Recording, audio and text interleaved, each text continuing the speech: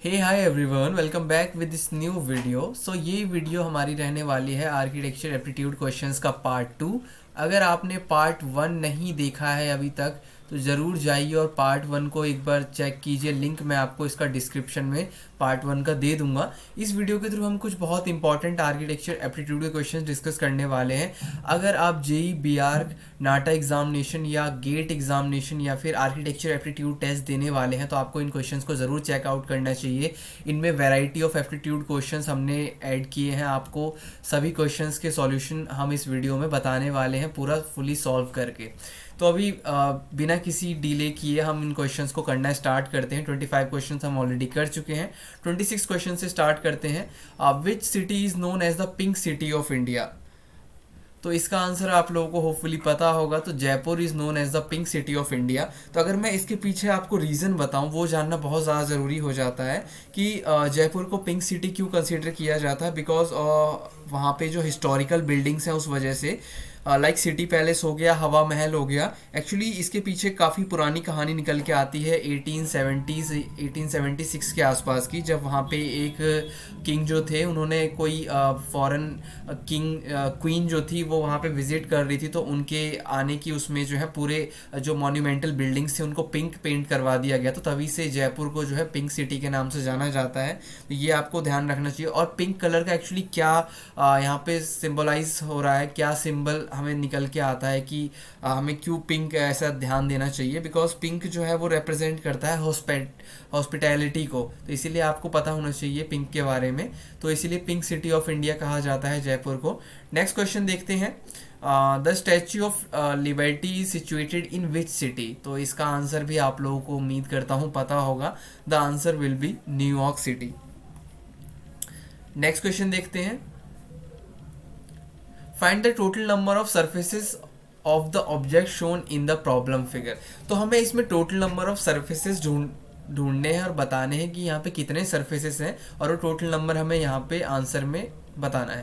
तो स्टार्ट करते हैं हम सर्फेसेस को काउंट करना, कितने सर्फेसेस हैं। देखिए सबसे पहले एक surface, second surface, third one here and fourth one, fifth one ये, सिक्स वन नीचे। तो 6 सरफेस हमने अभी टोटल काउंट कर लिए। अब मैं अगर आपको दिखाऊं तो 7th सरफेस यहाँ पे है, 8th यहाँ पे है, 9th ये वाली साइड है जो हिडन है, 10th यहाँ पे, सिमिलरली 11th एंड 12th यहाँ पे हिडन वाली साइड, 13th ये 14th होगा हमारा, और ये 15th। तो टोटल नंबर ऑफ सर्फेसेस हमें यहाँ पे जो हमने काउंट किए हैं 15 निकल के आ रहे हैं। The answer will be 15 number of total surfaces are there in this figure, problem figure.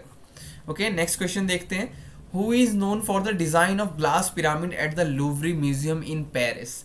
तो options are Norman Foster, I M Pei, Zaha Hadid and Renzo Piano. The answer will be I M Pei. तो Ieoh Ming पाई इनका full name था। अगर मैं इस जो building है इसके आर्किटेक्चरल स्टाइल की बात करूं तो ये बिल्डिंग हमारी modern and futuristic architectural style में एंड फ्यूचरिस्टिक आर्किटेक्चरल स्टाइल में बनाई गई थी, डिज़ाइन की गई थी। तो ये आपको पता होना चाहिए इसका आर्किटेक्चरल स्टाइल। ठीक है, उम्मीद करूंगा आपको समझ में आया होगा। और मॉडर्न और फ्यूचरिस्टिक स्टाइल, आर्किटेक्चर स्टाइल की बात करते हैं तो लूवरी पिरामिड में देखिए जो मटेरियल्स यूज़ किए गए हैं मेनली मेटल और ग्लास स्ट्रक्चर है ये हमारा। तो आपको पता है कि मॉडर्न आर्किटेक्चर के जो हम प्रिंसिपल्स के बारे में समझते हैं, मॉडर्न आर्किटेक्चर की जो फीचर्स जब हम जानते हैं तो उसमें कंक्रीट, ग्लास, स्टील, इन सब चीज़ों, मेटल्स का यूज़ बहुत ज़्यादा डोमिनेंटली देखा जाता है। तो मॉडर्न आर्किटेक्चर के फीचर्स आपको होपफुली समझ में आया होगा, और साथ में इस बिल्डिंग में जो यूज़ किए गए फीचर हैं वो भी समझ में आ गया होगा। तो ये एक्चुअली अब एक क्वेश्चन और बनता है कि लूवरी पिरामिड एक्चुअली किस पर्पस से वो बिल्डिंग वहाँ पे है, जिस भी लोकेशन पे है। ठीक है, तो ये इसका पर्पस जो है ये मेन एंट्रेंस की तरह सर्व करती है ये बिल्डिंग। ठीक है, मेन एंट्रेंस की तरह ये बिल्डिंग जो है लूवरी पिरामिड जो है सर्व करती है। तो ये आपको पता होना चाहिए इस बिल्डिंग के बारे में। एक्चुअली वहाँ पे लूवरी म्यूजियम है, तो उसके लिए जो मेन एंट्रेंस है वो ये लूवरी पिरामिड है जो पूरा ग्लास और मेटल का स्ट्रक्चर है। तो ये आपको ध्यान रखना पड़ेगा लूवरी पिरामिड के बारे में। नेक्स्ट क्वेश्चन देखते हैं। So the next question is find the total number of surfaces in the object shown in the problem figure. तो हमें total number of surfaces count करना है। सिमिलर क्वेश्चन है जैसा हमने लास्ट देखा था। तो काउंट करना स्टार्ट करते हैं। 1 2 यहाँ, 3 ये रहा, 4 ये, एंड देन 5। ठीक है, 5 सरफेसेस देख लिए, 6th वन यहाँ पे, 7th वन ये, 8th वन ये, एंड 9th वन ये हिडन जो है, 10th वन ये, 11th वन ये, 12th वन ये, 13th वन ये, and the hidden 14th part ये वाला। तो उम्मीद करता हूँ आपको समझ में आ गया होगा। ये हमारे 14 टोटल नंबर ऑफ यहाँ पे दिए गए हैं, तो 14 देख लेते हैं कौन सा ऑप्शन में है। तो option number A will be our right answer. Next question देखते हैं। The Acropolis a UNESCO world heritage site is situated in which European city. तो 31st का जो आपका आंसर है यहाँ पे, ये ऑप्शंस देख लेते हैं, Athens, Rome, Istanbul, Madrid. The answer will be Athens. और एथेंस ये कहाँ पे है ये आपको पता होना चाहिए, तो ये हमारा ग्रीस में है। नेक्स्ट क्वेश्चन देखते हैं। Find the total number of surfaces of the object shown in the problem figure. इसमें भी हमें सर्फेसेस काउंट करने हैं, तो let start counting. 1 2 3 4, 5th one is here, and 6th one. अब देखते हैं, ये देखिए ये साइड आपको जो ये निकल के यहाँ पे ये स्लोप जो साइड आ रही है, इसको हम काउंट करना स्टार्ट करते हैं। 7th 8th सिमिलरली इस तरफ भी, 9th यहाँ पे भी ये वाली साइड है, एंड 10th वन। ठीक है, 10 ये हो गए। अब इनके साइड्स में जो ये वाला बचता है इसको काउंट करते हैं। 11 12 13 14 15 16 17 18 19, यहाँ पे भी सिमिलरली हमारा होगा 20 21 एंड 22। तो टोटल नंबर ऑफ यहाँ पे जो निकल के आ रहे हैं सरफेसेस वो है इस प्रॉब्लम फिगर में। The answer will B 22 surfaces. Okay, so next question देख लेते हैं। The pyramid of Giza, one of the 7 wonders of the ancient world is located near which modern city। तो इसका आंसर पहले ऑप्शंस देख लेते हैं। Istanbul, Athens, Jerusalem, Cairo. तो इसका आंसर जो है वो है क्यारो।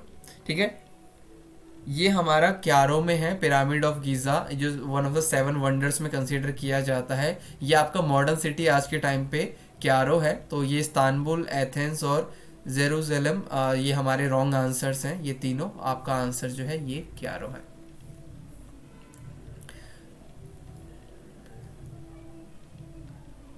The Alhambra a palace and fortress complex is found in which European country. तो Alhambra palace and fortress complex ये किस यूरोपियन कंट्री का पार्ट है। तो options are Spain, Italy, Portugal and Greece. The answer will be Spain.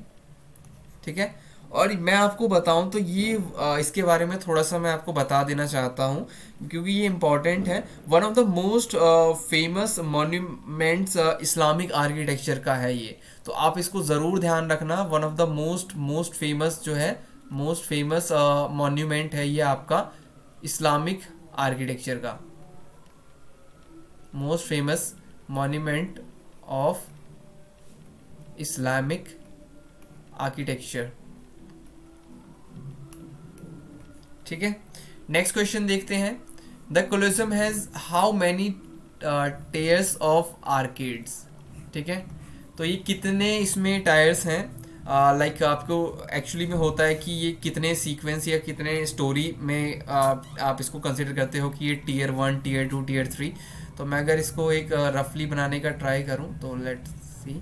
देखिए, first ये है, तो यहाँ पे आपके जो इस तरह से इस तरह से हैं,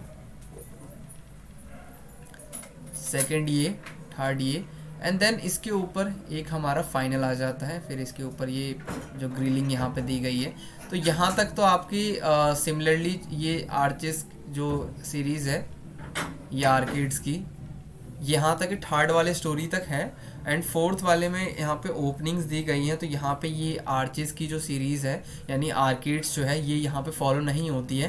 तो ये हमारे 3 स्टोरी में ही है। तो इसको आपको पता होना चाहिए कि 3 मेनली जो है 3 टीयर्स में है ये आपका। तो the answer will be 3 tier. ठीक है, नेक्स्ट क्वेश्चन देखते हैं।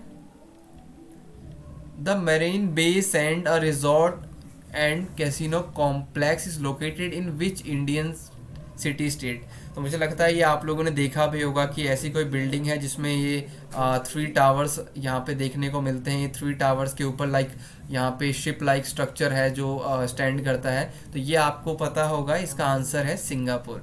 तो इस वाली बिल्डिंग को कहा जाता है मरीन बे सैंड्स, और ये बहुत इंपॉर्टेंट स्ट्रक्चर है, one of the most famous structures में आप इसको कंसिडर कर सकते हो। तो मोस्ट फेमस बिल्डिंग्स में कई बार इनके क्वेश्चन पूछ लिए जाते हैं। नेक्स्ट क्वेश्चन देखते हैं। The Parthenon and ancient Greek temple is dedicated to which goddess. तो ये हमारी जो ये टेम्पल है Greek ancient Greek temple dedicated to which goddess, तो इसका आंसर जो है गॉडेस एथेना है।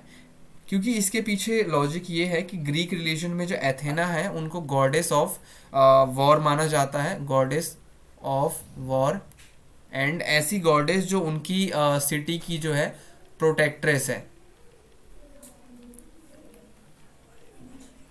ठीक है, तो ये इनकी गॉडेस हैं जिनका नाम है एथेना। नेक्स्ट क्वेश्चन देखते हैं। Soil erosion can be reduced by the practice of overgrazing, deforestation, contour ploughing और एक्सेसिव इरिगेशन। तो ओवरग्रेजिंग आपको पता है, ओवरग्रेजिंग से नहीं, डिफोरेस्टेशन से भी नहीं, contour ploughing, excessive irrigation. The answer will B contour ploughing. तो एक्चुअली में कॉन्टोर प्लोइंग होता क्या है, ये आपका होता है कि मतलब प्लोइंग का सबसे पहले आपको मतलब जानना ज़रूरी है। इसका मतलब जैसे हम सिंपल टर्म्स में बात करते हैं कि खेत खेत की जुताई। ठीक है, तो प्लोइंग का मतलब सीधा सीधा ये जुताई टर्म से होता है। तो एक्चुअली इसमें होता क्या है कि हम इसमें प्लोइंग करते हैं, जो हमारे कॉन्टोर लाइंस होते हैं लैंड के, उसके अलॉन्ग हम इसमें प्लोइंग करते हैं, जुताई करते हैं खेत को। इससे फ़ायदा क्या होता है कि देखिए रिड्यूस, ये आपका जो है रिड्यूस करने में हेल्प करता है। जो वाटर रन ऑफ जो वेलोसिटी होती है, मतलब कि अगर हम कॉन्टोर लाइंस की बात करें ऐसे, तो इन लाइंस के अलॉन्ग ही यहाँ पे जो होता है इनको खेत की जो होता है, जो लैंड होती है, इसकी जुताई की जाती है। तो इससे वाटर रन ऑफ जो होता है इसको रोकने में भी, कई बार इसकी वेलोसिटी कम करने में बहुत ज़्यादा हेल्प मिलती है। वाटर का फिल्ट्रेशन जो होता है वो उसको प्रमोट किया जाता है इस प्रैक्टिस के थ्रू, और सॉइल इरोजन को जो है कम से कम किया जा सकता है इस कॉन्टोर प्लॉइंग के थ्रू। तो कॉन्टोर प्लॉइंग का मतलब सीधा सीधा यही है कि कॉन्टोरिंग जो आपके लाइंस होते हैं उनके अलॉन्ग आप जो है प्लॉइंग करो, तो आपके लिए जो है सॉइल इरोजन में वो रिड्यूस कर सकता है इसी प्रैक्टिस से। नेक्स्ट देखते हैं। The process of breaking down rocks into smaller particles by physical, chemical और biological mean is known as erosion, leaching, sedimentation, weathering. The answer will be weathering. तो वेदरिंग के बारे में आपको पता भी होगा कि फिजिकल और जैसे हम बात करते हैं वेदरिंग, जिसमें आपके जो बड़े बड़े जो रॉक्स होते हैं, छोटे छोटे स्टोन्स में, छोटे छोटे पीसेस में जो है उनका ब्रेक डाउन होता है, तो उसको जो होता है वेदरिंग प्रोसेस के थ्रू ही होता है। वेदरिंग आपके कई टाइप्स के हो सकते हैं। फिजिकल वेदरिंग हो सकता है, बायोलॉजिकल वेदरिंग हो सकता है। फिजिकल वेदरिंग में क्या होता है कि प्रेशर का जो है एक्सेस अमाउंट में लगना या फिर टेम्परेचर का कम ज़्यादा होना, तो वो कई बार जो होता है क्रैक्स डेवलप करना बड़े बड़े रॉक्स में, तो वो होता है। और कई बार बायोलॉजिकल जो फैक्टर्स होते हैं उनके थ्रू भी जो होता है वेदरिंग होती है। तो weathering will be a right answer. Next question देखते हैं। What is the purpose of की स्टोन इन आर्च। तो फर्स्टली हम एक जो है आर्च बनाते हैं।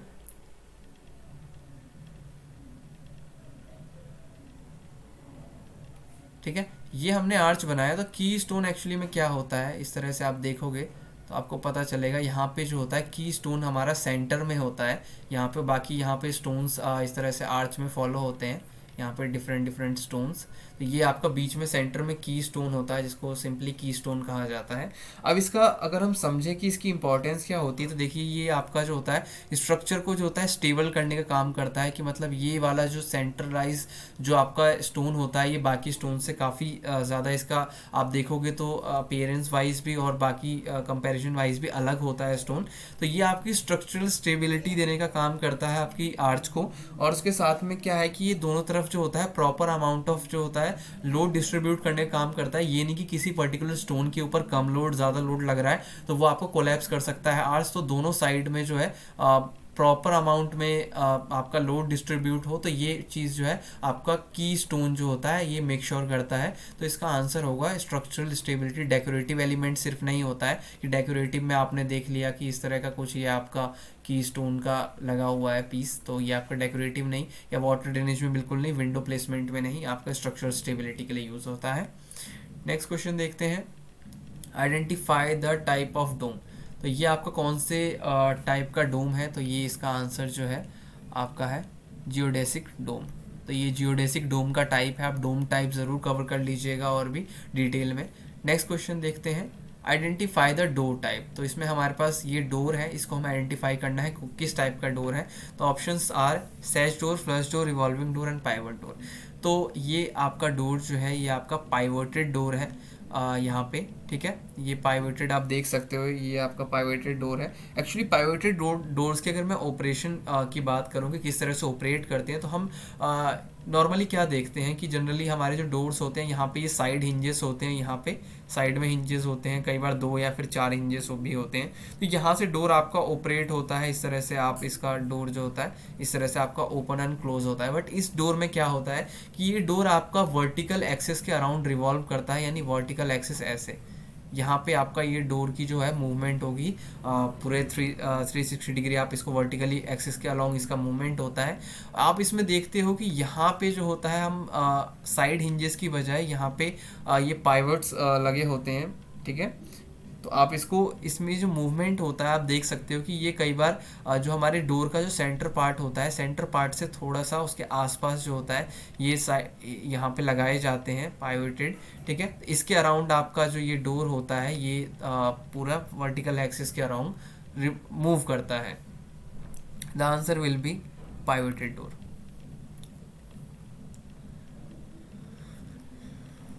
नेक्स्ट क्वेश्चन देखते हैं, soil is a pH measure, soil pH is a measure of soil texture, soil color, soil acidity, alkalinity और soil fertility। तो आपको पता है कि pH की जो होता है वो क्यों होता है, फॉर soil acidity और alkalinity, ठीक है। सॉइल की एसिडिटी या फिर एल्कैलिनिटी को चेक करने के लिए होता है सॉइल पीएच का मेजर।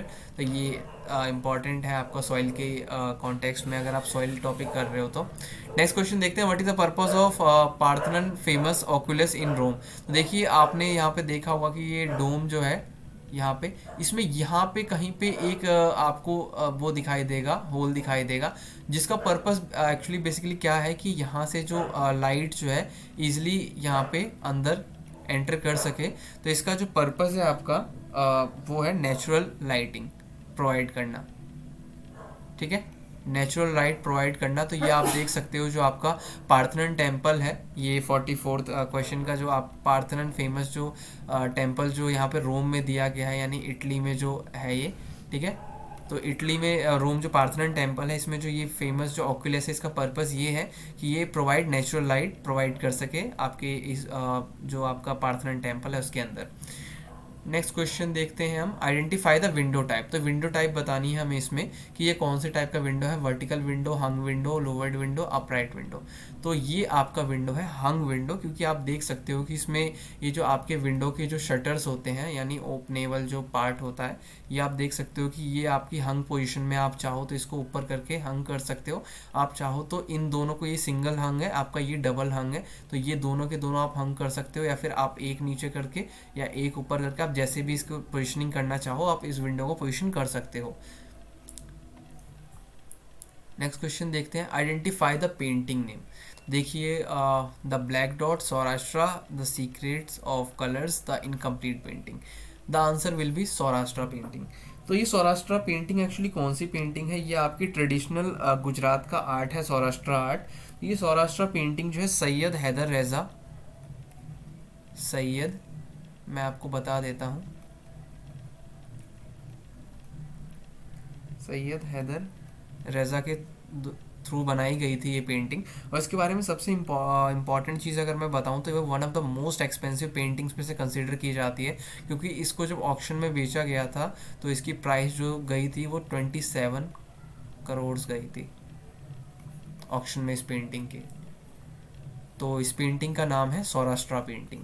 नेक्स्ट की देखते हैं, who was the artist of the famous painting the Last Supper? तो इसका आपको पता ही होगा, द लास्ट सपर का जो पेंटिंग के जो आर्टिस्ट है वो है लियोनार्डो दा विंसी। आपने लोगों ने इस मोस्ट फेमस पेंटिंग को देखा भी होगा। नेक्स्ट क्वेश्चन देखते हैं हम, आइडेंटिफाई द स्ट्रक्चर टाइप। तो tensile structure, plate structure, rigid structure और cable structure. The answer will be tensile structure. ठीक है, आप लोगों ने ये स्टेडियम्स वगैरह में, या फिर आप लोग अगर पब्लिक एरियाज़ वगैरह में जाते हो, स्ट्रीट्स या फिर रोडवेज़ वगैरह पे जहाँ पे पब्लिकली ऐसा होता है मूवमेंट के लिए, तो उन जगहों पे स्ट्रीट्स वगैरह पे इस तरह के टेंसाइल स्ट्रक्चर आप लोगों ने देखा होगा कि यहाँ पे बीच में केबल होता है और ये चारों तरफ इस तरह के जो होते हैं ये रूफिंग टाइप का सिस्टम होता है। कई बार कैंप्स वगैरह लगाए जाते हैं तो इस तरह के जो होता है टेंसाइल स्ट्रक्चर वहाँ पे रूफिंग सिस्टम के लिए यूज़ किए जाते हैं। नेक्स्ट देखते हैं, identify the stadium. Greenfield stadium, DY Patil, Narendra Modi stadium और राजीव गांधी स्टेडियम। तो ये आपका जो स्टेडियम जो है आप लोगों को पता भी होगा अगर क्रिकेट आप फॉलो करते होगे तो। The answer will be Rajiv Gandhi international stadium.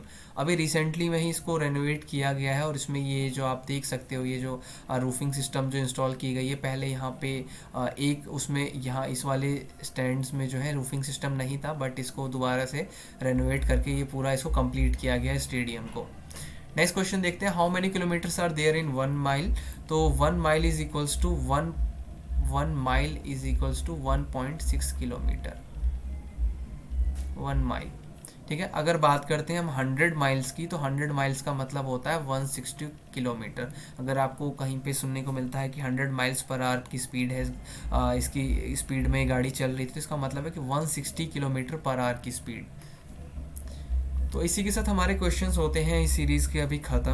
तो उम्मीद करूँगा आप लोगों को सारी चीज़ें क्लियर हुई होंगी। इन केस अगर आपको कोई डाउट होता है तो आप डायरेक्टली कमेंट सेक्शन में कमेंट करके पूछ सकते हो, और उम्मीद अभी भी मैं करूँगा कि आपको सब समझ में आया होगा। बाकी हम मिलते हैं अपनी नेक्स्ट वीडियो में और नेक्स्ट टॉपिक के साथ और नेक्स्ट क्वेश्चन सीरीज़ के साथ में, एप्टीट्यूड टेस्ट के साथ में। तो आप लोग वीडियो को लाइक कर देना और कमेंट ज़रूर कर देना कैसा लगा आपको ये, और अगर सब्सक्राइब नहीं किया है तो सब्सक्राइब ज़रूर कर देना।